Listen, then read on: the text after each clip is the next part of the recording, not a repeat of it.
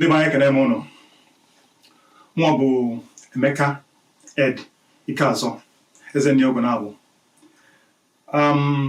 Well, I am privileged to be here at another Igbo conference. This is probably my 5th or 6th, but I'm not really counting.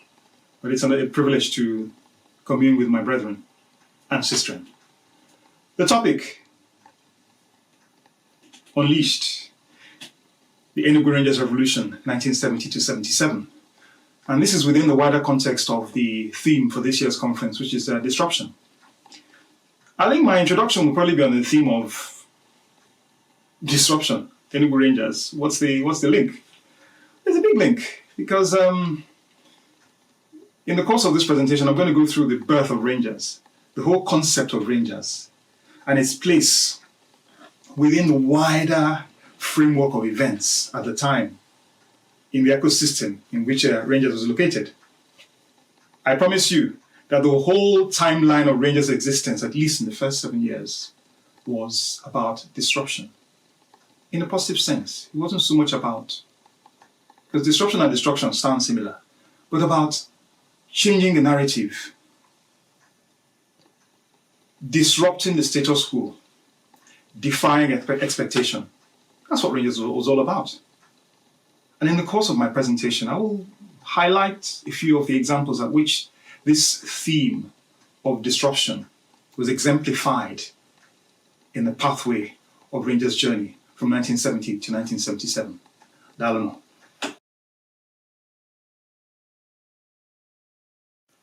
1970, the year of the birth of Rangers.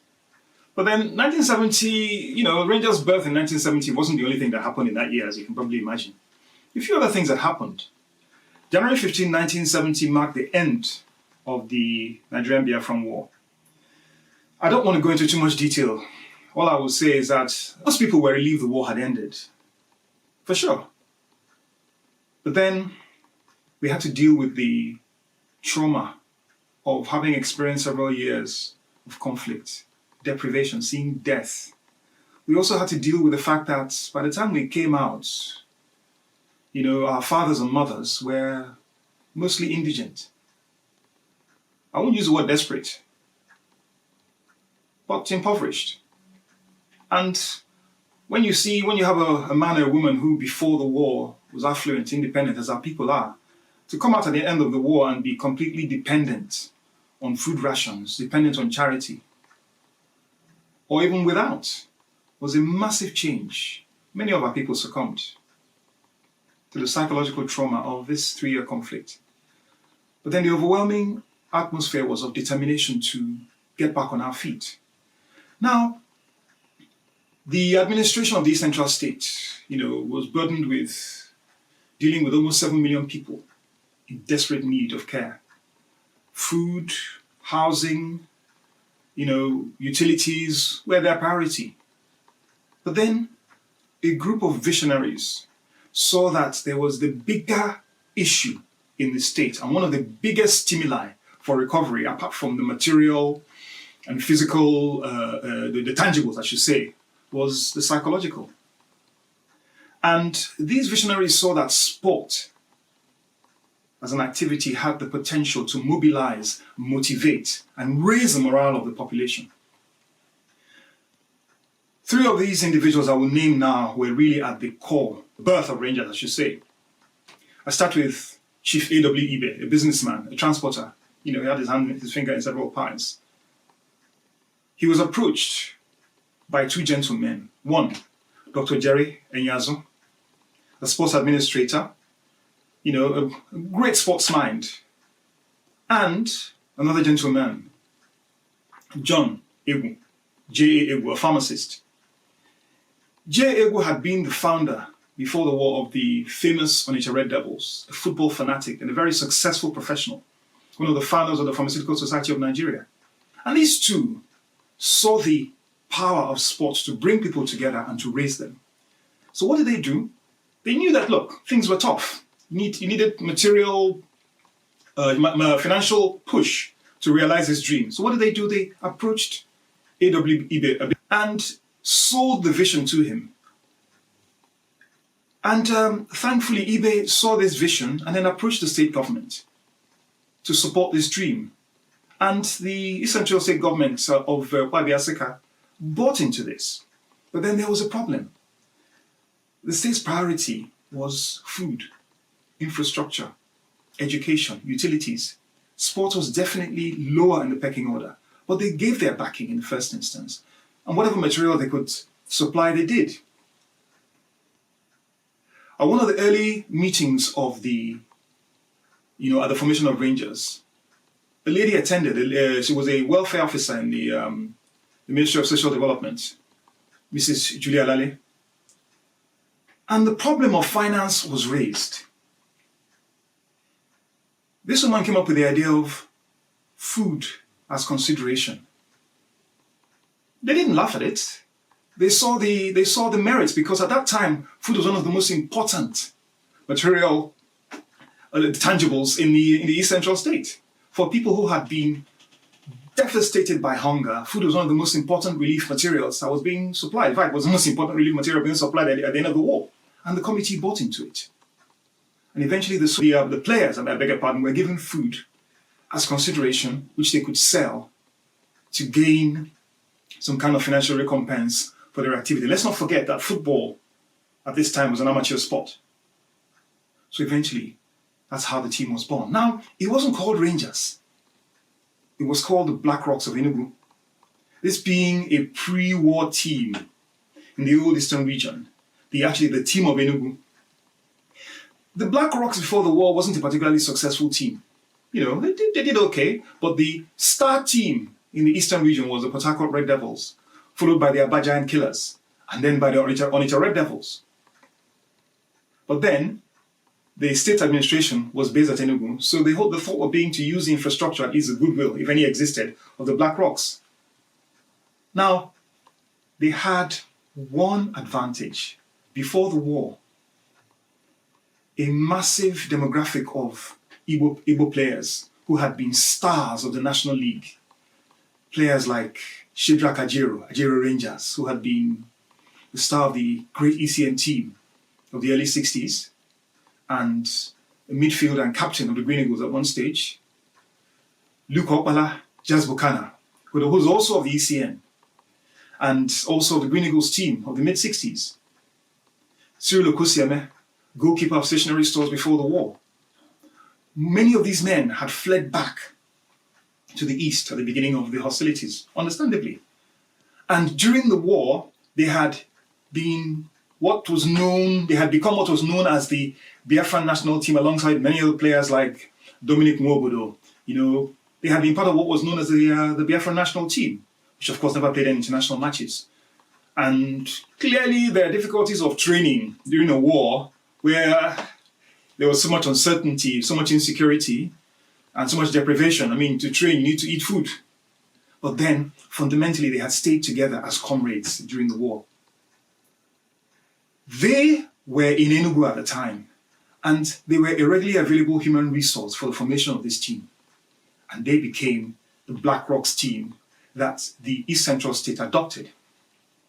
Now, they played their first few matches under the tutelage of one of the greatest coaches ever in Nigerian history. In fact, the very first Nigerian coach to gain FA certification, the great Dan Mobianyam. And the very first captain of this team was a man who I didn't mention earlier. The very last captain of the Nigerian Red Devils, and the very first captain of the Nigerian Green Eagles, and also captain of the ECN team, the incredible Godwin Achebe, the very first captain of this team. And now they started. They played a few warm-up matches, a bit shaky, but then people began to take notice when something happened. When they began to defeat teams from the rest of the country, teams that had been together throughout the war, playing in comfortable conditions. They defeated the Just team. They suffered a few setbacks when they lost to the Midwest team, but I think by that time, the administrators of the team, and indeed the team itself, knew what they meant to the people of the East.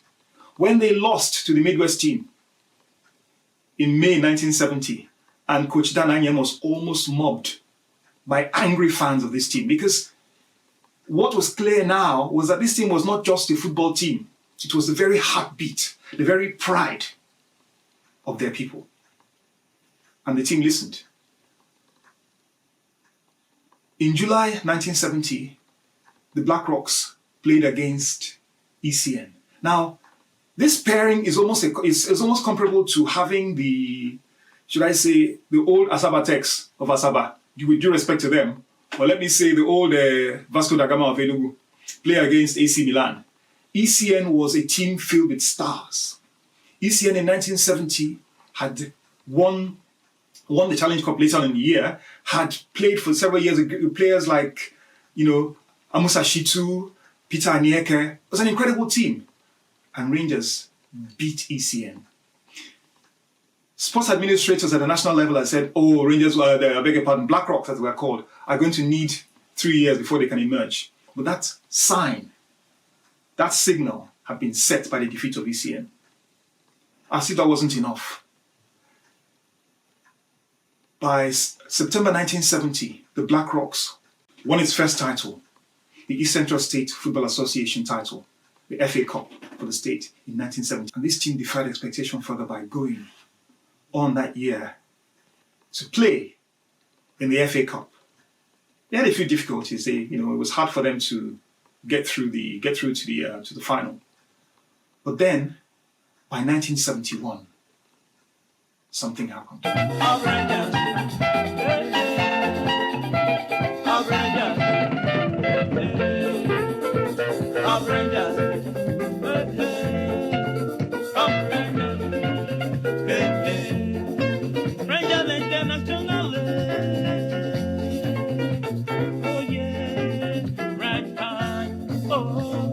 Rangers, hey, hey, oh Rangers, hey, hey, oh Rangers, hey, hey, oh Rangers, hey, hey. We Super Funk of Africa, we love you, hey, oh Rangers, keep on riding high, hey, oh Rangers, hey, hey, oh Rangers. Hey, hey.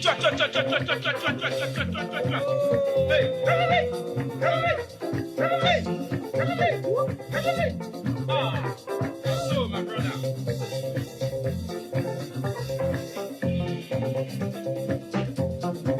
Come on down, the music of Super Funk of Africa.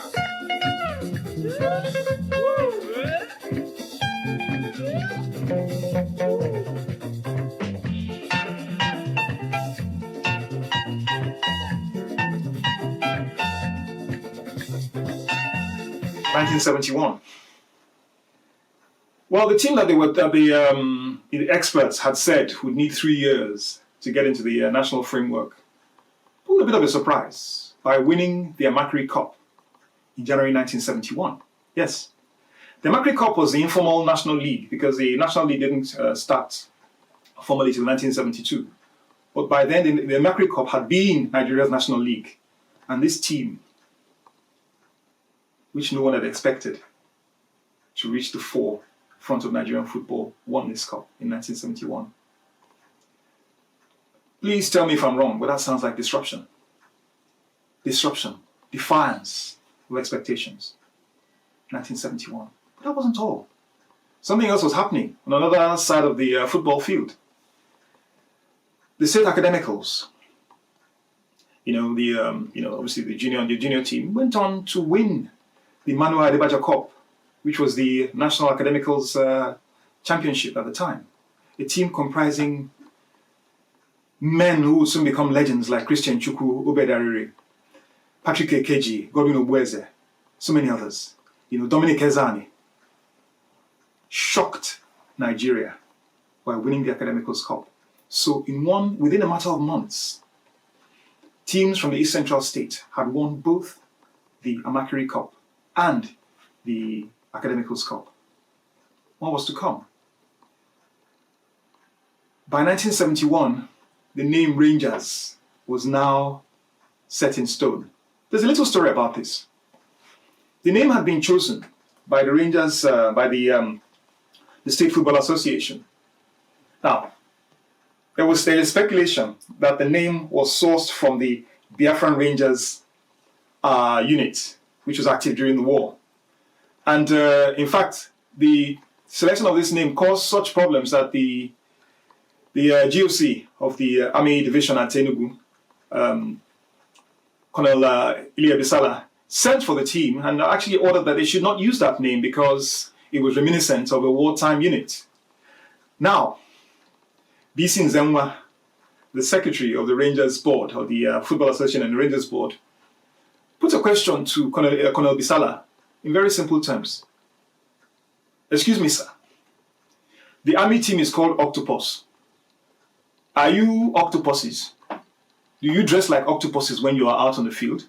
So why would you equate a name that we have chosen to be a Biafran army unit?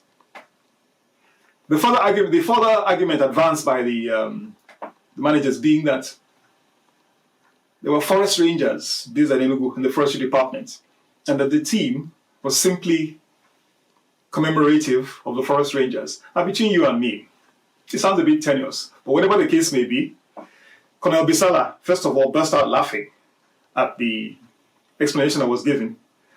And after a few handshakes, the name was settled. The team now became Enugu Rangers, and Black Rocks eventually became the name of the Academicals team. A few years later, the legend of Rangers was born. Rangers was to go on to enter into the national conscience even further in that year by getting to the finals of the Challenge Cup. And this game was against the WNDC Shooting Stars, the team that later became the IIC Shooting Stars of Ibadan. Needless to say, there was a lot of passion before this game because there had been a lot of ethnic tensions. Whether we like it or not, it's a fact. Unfortunately, Rangers lost after a penalty by the eternally reliable, eternally trustworthy and capable Godwin Achebe was stopped by the WNDC goalkeeper, Amusa Adisa. Rangers were heartbroken, but not despondent, because what happened next was suggestive of the character of this team, suggestive of the character of its managers. They began to plan. They began a recruitment exercise, thus that all the best players in the East Central state were literally poached and absorbed into Rangers. 1972 saw the inclusion of Christian Chukwu Christian Chukwu, Dominic Ezani, players of the Academicals team. They also saw the recruitment of a man who was an absolute legend and became an absolute legend of African football, Emmanuel Okala, who had been recruited by John Ibu at the Onitsha Red Devils. Okala eventually replaced Cyril Okosieme as the first choice goalkeeper of the Rangers team. Selection matches continued. The team played all over the East Central State. And in fact, in one particular match in which they played at Arochukwu on their scouting mission against the Arochukwu 11,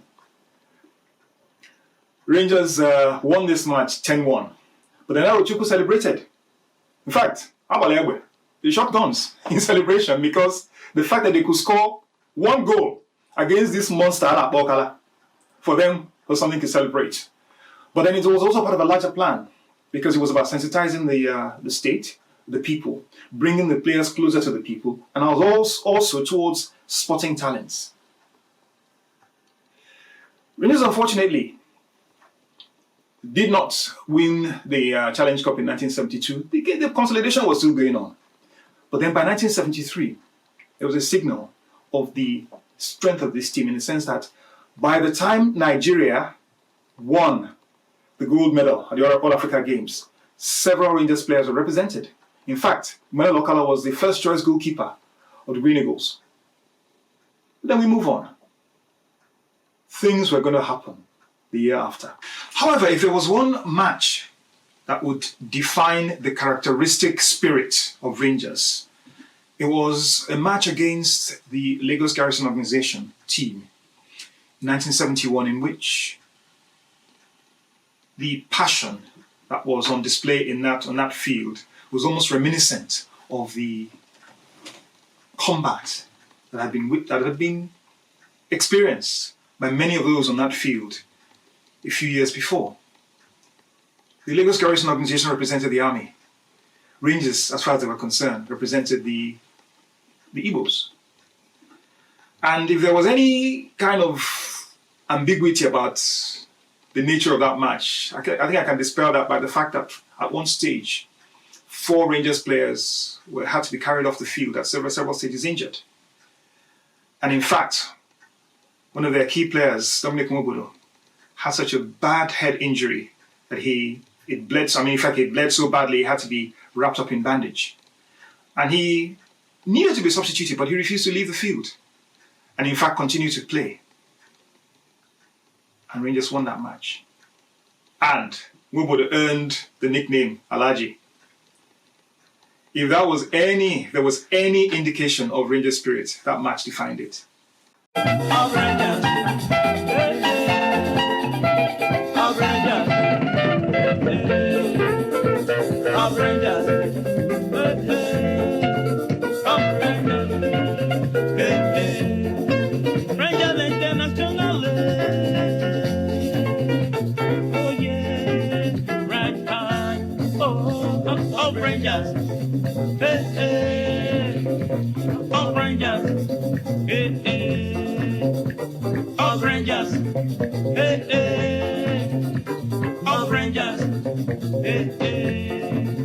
The year 1974.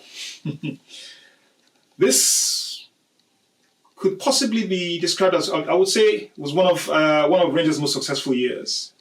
Not the most successful, but one of the most successful. In this year, Rangers charted its course to winning the nation's top football trophy, the Challenge Cup. All those years of sadness after the loss in 1971 were dispelled when the Rangers team defeated the mighty Jets of Jos in the final to lift this cup. And it's actually instructive that the coach of the team was the mighty Godwin Achebe, who had carried a burden of responsibility, in his own mind at least, for the loss against WNDC 3 years before. And now, as the new coach of the team, replacing the equally great Dan Anyam, he marshaled his boys, led by Captain Dominic Ezennia, who 3 years before had been one of the academicals, to victory. It will be hard for me to describe the joy on the streets of Lagos, of Enugu, on the streets of Aba, on the streets of Owerri, all over the nation, wherever you could find Igbos. It would be hard for me to describe it. Yes, Rangers had won the league before this, but winning the Challenge Cup in the manner in which they did was hard to describe. But then, were they finished? No. Rangers also won the league in that same year. So Rangers actually won the double. But then, were they finished? No, they weren't. Now, there was a Scottish Premiership team visiting Nigeria called Dundee United. Suffice it to say that Rangers crowned their season not just by winning the double, but by defeating the Dundee United team 2-0. Let me say that it will be hard. It's usually quite hard to find that record because it's not one of Dundee United's most finest moments. And it's interesting that even the Enugu Rangers don't have that advertised. Well, I'm advertising it now and I'm tormenting Dundee United fans once again. Yes, you were beaten by Rangers in 1974. By now, the world took notice and things were going to get exciting in the next couple of years.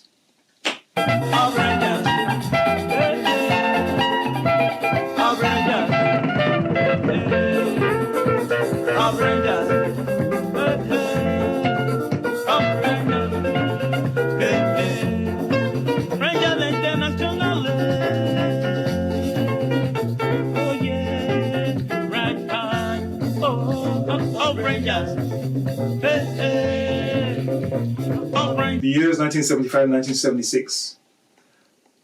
Let's just say that victory is a bit addictive. And Rangers had caught this bug. Rangers once again won the Challenge Cup in 1975. And by this time, they'd already qualified for the African Cup of Champions Club for the second time because they first played in 1971 in this championship, reaching the quarterfinals. In 1975, Rangers got to the final of the African Cup of Champion Clubs and met Hafia of Guinea. Sadly, they were to lose this game. Many have blamed the fact that the NFA insisted that the game hold in Lagos rather than at Enugu, where Rangers would have preferred. It's hard to say, but then it's a matter of history now. But having said that, Rangers won the FA Cup. Happy days. Now, is that the end? Well, in 1976, Rangers had gotten used to winning and came back and achieved the double. And I should know because I was there at the National Stadium in 1976 on the finals against Alif Salam Rocks. And I think the use of the name Rocks is probably, you pardon the expression, it's probably a pun. Because as the match ended, the Alif Salam fans were a bit unhappy about losing. And then next thing we saw were rocks and bottles flying. But then you see, many of these Rangers fans had been used to missiles during the Civil War. So, we crouched under the old, the concrete seats at the National Stadium. And I don't remember that we were afraid. In fact, if I recall rightly, we were still laughing and jubilating at the fact that we had won the Challenge Cup, even though bottles were flying. And I can still remember a glass bottle landing and smashing into bits just over my head and little bits of glass sprinkling on my neck. But we were still laughing. We're used to it, and we had won. For us, we may have lost a war, but then we had won, and it was going to get more exciting. And by the way, can I just mention that one of the songs that rent the stadium that day was this: Holy, holy, holy, holy, Enugu Rangers, another champion, which was a variation on the old anthem that was sung shortly after Rangers was founded. Just holy, holy, holy, holy, Enugu Rangers, another savior. I'll leave you to guess where that song was first used in its first form. Rangers.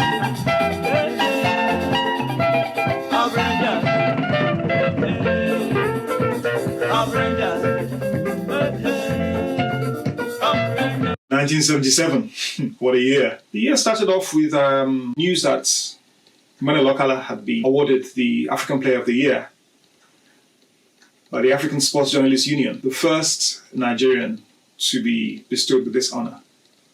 And well deserved. He was definitely the best goalkeeper in Africa and certainly one of the best players. And so the Rangers revolution was crystallizing. 1977, Rangers had won the league. So they were qualified to play in the African Cup of Champion Clubs. But then they opted to compete in the African Cup Winners' Cup. There's probably a reason for this, but all I will say is that the year before, RICC Shooting Stars of Ibadan had won the African Cup Winners' Cup for the very first time, the very first time by a Nigerian team. And I don't think I need to tell you that there was some form of rivalry between RICC and Rangers. I think we all know that. So Rangers chose to compete in this competition, the African Cup Winners' Cup, which is actually meant for teams that have won the Challenge Cup. The journey started. It brushed aside most teams. In fact, in the team against the Electric Club of Addis Ababa, it was a complete rout. Quarterfinal, one of the most tragic incidents in the history of the club occurred when Rangers met the ASF police team of Senegal. And after a goalless draw in Nigeria, Rangers went to Dakar. And in spite of changes in formation from the ASF team, which seemingly blindsided Rangers, the mighty Sam Onyeka from nowhere scored a goal in the second half. I don't know how to describe this because for most people it was clear then that it would be impossible for Rangers to lose this match. Because Rangers, it's hard to score against them. You may take advantage, but it's hard to score against this team. And then, least of all, with a few minutes to go, it doesn't happen. To make matters worse, Onyeka was on the way to scoring a second goal, it was deflected to Chinese Yangari. And his cheeky gesture of saluting before tapping the ball in to score the second goal. It was probably a little bit too much for the Senegalese to bear. First that the Rangers team was severely assaulted. Onyeka suffered injuries, stab wounds, Wanaka, many other players actually suffered severe injuries, Modi. This was to be the backdrop to the next match, a semi-final match against a team no less than the ICC Shooting Stars of Ibadan. Now, you would expect that a team like Rangers would probably have been discouraged or demoralized by the experience against the ASF of Senegal. Well, you probably would be mistaken. Now, the Rangers ICC rivalry now came to a head because contemporaneous with this was the fact that the Rangers and ICC players formed the bulk of the players in the Green Eagles, who are currently under the tutelage at the time of Coach Tico. So apart from this rivalry and the Continental competition, club competition, they still had to coexist within the Green Eagles camp. Anyway, let me cut a long story short. The rivalry was so intense that the NFA had to choose Kaduna as a venue, a neutral venue, for the semi-final match. Well, without going into too much detail, Rangers prevailed. I'm not going to describe the joy that we as Rangers fans felt at the time, because not only had we defeated our arch rival, we're heading to the final of the Cup Winners' Cup and prevented our ICC from retaining it. It's okay, you won't understand. Anyway, the final, 5th December 1977. Rangers defeated Canon Sportif of Yaoundé 2-0 to seal an aggregate victory that earned them their very first Continental Championship. Needless to say, this is the joy all around the East, all around Nigeria, for Easterners and fans of Rangers was beyond any kind of, I cannot describe it in words. I don't think the writer has been born that can convey what this meant to us. 7 years of hard graft, 7 years of preparation finally crystallized. The boys came back to the East with the cup as heroes. And it's quite interesting, the dynamic when they presented the cup to the then head of state, General Olusegun Obasanjo. And there's quite an interesting photo which you'll see, where Okala standing looking over at Obasanjo, who was staring up at him. Obasanjo was obviously making a joke, but you could see the look of defiance and reserve on Okala's face. He wasn't smiling, Obasanjo was. Make of it what you will. The Rangers were champions once more, now champions of Africa. Now, I would have thought that would have been enough for Rangers. But unfortunately, it wasn't. Or should I say, unfortunately for the team they played against. The German team, Borussia Mönchengladbach, had actually come to Nigeria, and for pre-season preparations, and they had met Rangers. It was meant to be an easy match. Unfortunately, it wasn't that easy because they ended up getting beaten 3-1 by Rangers. Or should I say, Rangers International, as they had now become, because they were now international champions. So the name Rangers International became a staple. And nothing could be more international than beating one of the best teams, the German Bundesliga, in 1977. The revolution was televised.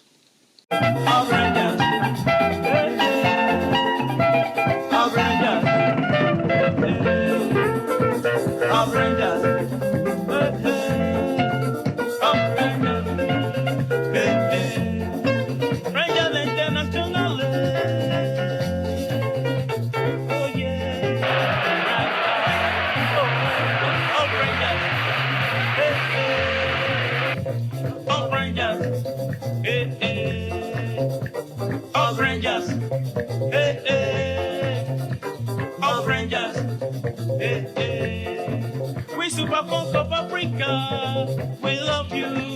Hey, up Rangers, keep on riding high. Hey. Kind of like an analysis of what this meant, the Rangers Revolution.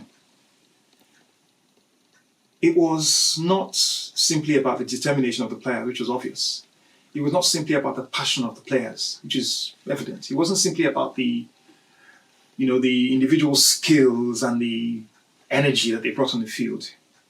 Rangers Revolution, as it were, was a culmination of not just 7 years of planning, 10 years of planning, because the team at its initial core had been together for 3 years during the war. And this culture of togetherness was what was transferred into the start of the Rangers Revolution. That sense of community, if I may quote my dear brother, Charles Okonkwo, that sense of them against us was what was translated not into physical violence, but into a sense of community, of determination. You came into the Rangers team and you were indoctrinated as to what it meant to put on the Rangers shirt. That you were not simply representing yourself or just your village. You represented the hopes, the dreams, and the very heartbeat of the people of the Central State, of the Igbos. You were told categorically, this is not a joke. And you were passed through almost like a psychological grill. And I must state here that I rely on the testimony of Charles Okonkwo, the Rangers legend and Green Eagles legend, and also the testimony of Auntie Julie, Chief Julie Lale, welfare officer of Rangers, who was at the center of the process of indoctrination. It was said that if a young player came into the team and didn't have that Ranger spirit, she looked at you, she assessed you, she told you, she made up her mind. And once she had made up her mind, you're out. But then it wasn't just about this. There was also an incredible managerial infrastructure. There was the state FA run by passionate, knowledgeable, committed individuals like John Egu, BC Nzenwe, a lawyer, who we've talked about. We had a team infrastructure, a welfare infrastructure run by Julia Lale, as I've mentioned. The planning and organization that went into this team is not something that we can deal with in a few minutes. But let me give you an example. Before any Rangers international match, Julia Lale and her team would head to the away fixture, the away venue, at least a week or 2 weeks beforehand to prepare, to get ready, while the players were training and carrying on whatever it is they were doing in Nigeria. Ezudoye, the team manager, would be responsible for even minute details as the socks, managing supplies and procurement of the socks that the players would wear, the boots. There was no room for error. The players wanted for nothing. The state government provided them with houses, such that, as Julia Lale testified, by the time, most of the Rangers players actually had houses provided for them at the Abapanike housing estate. And it was a disciplined, tight, disciplined shop. There was one rule: no girlfriends in camp, no drinks, no alcohol before matches. To the extent that once, at an away match in Uganda, the feared Idi Amin tried to convince the players to have a drink with him. The players refused. Not of their own volition, because Julia Lale had said simply, no, you're not drinking. Once she spoke, they listened. A woman of less than 5'2", who held sway over men over 6 feet, feared warriors on the field, but they bowed to her command. And she was also part of a larger infrastructure. The director of sports, Clifford Eneli, my uncle, a former soldier during the war, and an athlete at University College Ibadan during his younger days, and a very, very, very disciplined enforcer in his own right, was also part of this infrastructure. The spirit of Rangers was also imbued in them by the passion of John Egu, a man who literally gave all his material resources to keeping this team alive. Credit also goes to successive state governments, to the government of Ukpabi Asika, who bought into this vision and who employed the players as staff of the Eastern State Sports Council, whereby they received salaries and all the emoluments due to civil servants.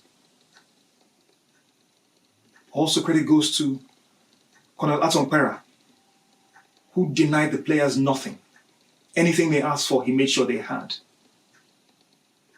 But then credit goes to a generation, to generations of players, or should I say a generation of players who gave their all for this team. For them, it wasn't about the glory. It wasn't about the money. It was about honor. It was about service to their people. Oluobodo. That age-old Igbo principle, sacred Igbo principle. I pay tribute to Rangers. I pay tribute to the Rangers Revolution, which I was fortunate within my lifetime to witness live. Rangers came to my village, Obosi, in 1975, to the home of my uncle, before the director of sports at the time. And I walked hand in hand with Christian Chukwu as he entered the house. I sat down and had drinks with Ogidi Babuchi, Emeka Onyedika. Men who, for us, were more than men. Less than God, obviously, but more than men, with heroes. I was blessed to know this generation. I salute you. Skipper, Christian Chukwu. Chairman, Emmanuel Okala. Godwin Achebe. Ernest Ufele. Jazz Bukana, Nigeria Rangers. I could go on. Kenneth Abana. Batana Sobianika. Stanley Okoronkwo. You are our heroes. You were part of this revolution. Dalono. Nwanọra mmọnwụ ekole egwu, nwanọra mmọnwụ ekole egwu, onye malụcha ebe ọ ga-eso, oje malụ nwa na-azọ nso eje ya mma. Which, you see the boys in high spirit, I don't forget it. But the most important thing is that these boys called Rangers, they made a lot of sacrifice for them.